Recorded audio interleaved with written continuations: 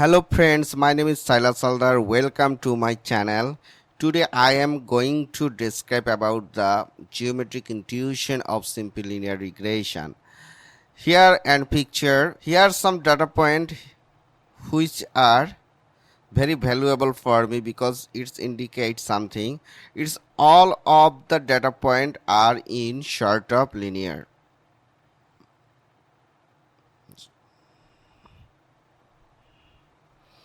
Why this is short of linear? Because this is not linear.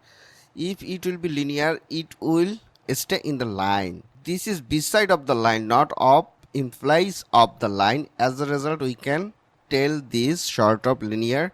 And for this line, we need to use the formula y is equal to mx plus b. Some of the person also saying like this, h theta it calls the hypothesis is equal to theta naught plus theta 1 x. Some of the person also are writing this kind of the formula like as beta naught plus beta 1 x1. Okay, all of the formula is right, but from the little childhood we have learned this formula, and this is very popular given by the scientist Sir Isaac Newton and others also. So this called short of linear. This is beside, near of the line, straight line. Okay, now from this line I need to calculate here m, proper m and proper b. To calculate m and b, we need to know where is the m and where is the b. So the name of the b, what is the name of the b? We can say name of the b is intercept, and name of the m is slope. So if you want to draw an best fit line, you need to know good m and good b. That means proper m and proper b. If you don't know the proper m and proper b, if you don't able to identify this, you will not able to draw this kind of the best fit line. Okay, so in this line we will predict new data. So these new data are over in line. Okay, this is predicted data, but actual data near of the line, the data point, we can say these are the actual data. Okay, so these have the distance from actual data to predicted data. Okay, I am seeing some kind of the distance, so it's have and distance. So this distance we can write like this: d1 plus d2 plus d3 plus dn. By summation all of the distance we can write like this: summation of I is equal to 1 n di, like this. So the scenario of the summation, it was very difficult in my childhood. Now I know about the summation. It is the total calculation, total sum of the distance. Okay, so from actual data to the distance of actual data to predicted data, we know these have the distance. This kind of distance we can say error. Okay, error.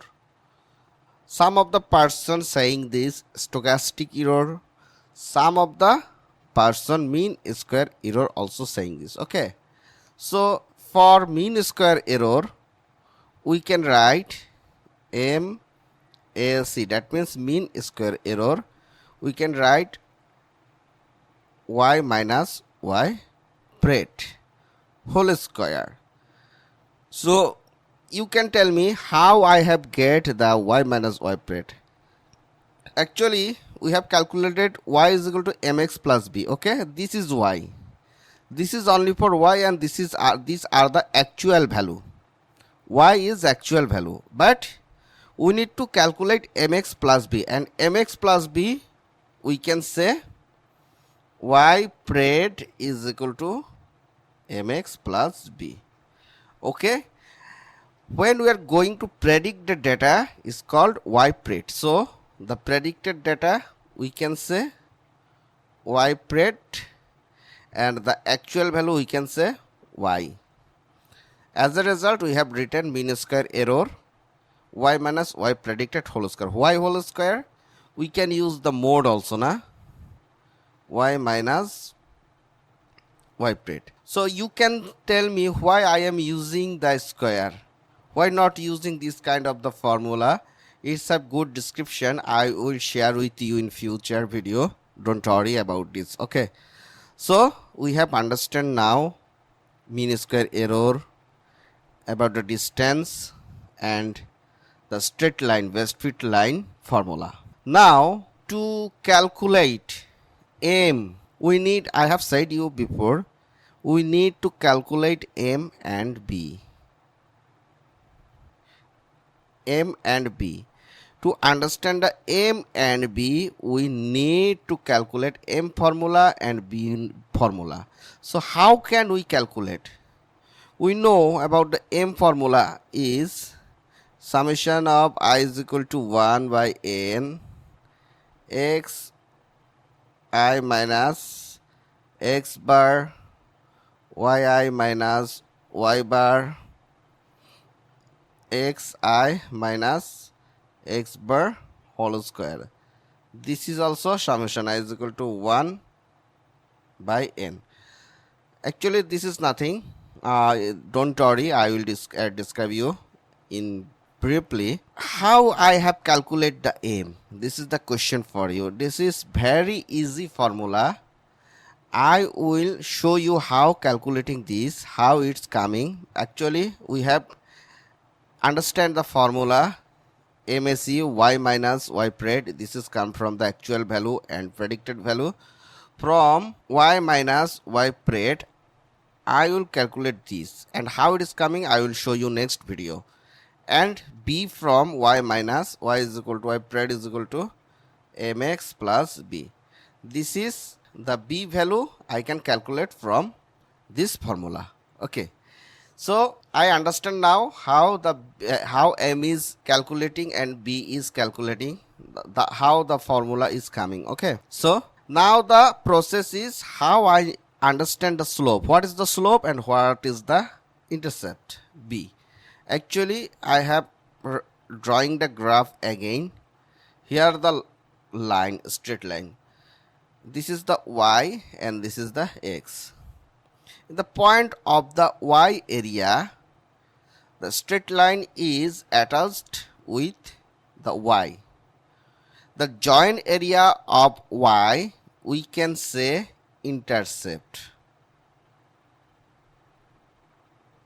Okay, this point is called intercept. And what is the slope? Let here 1 2 3 4 5 some kind of the value, 1 2 3 4 5. Okay, when x is increasing, y is also increasing. Let point is here. Okay, this is the point, and when it is increasing, this also increasing. Okay, this is the point. So in this position I can write an theta angle. So when we are getting this point, when I am increasing x, increasing y also. Okay, the increasing position of this we can say m, that means slope. So I think that you understand the slope. When it will increase more in this position, this will be slope. When increase more position, this will be slope. So m is also increasing, the increasing value of the x and y. The reason of increasing x and y m also increasing. By the way, by changing of b value and m value, updating b and m, we are getting the best fit line like this. It will be near of the actual value but not of actual value. When it will touch this prediction area, it will be overfitting. I will discuss about the overfitting underfitting more deeply. So I think that you understand how can I calculate the total data point with the prediction point, and how can I draw a straight line area. So dear friends, I hope that you understand about the geometric intuition of y is equal to mx plus b simple linear regression, how also is working. Here we can solve this simple linear regression with two formulas. There are two ways. One is Wallace and another is gradient descent. So I will show you both system to you. How can you solve the simple linear regression and multiple linear regression? Okay.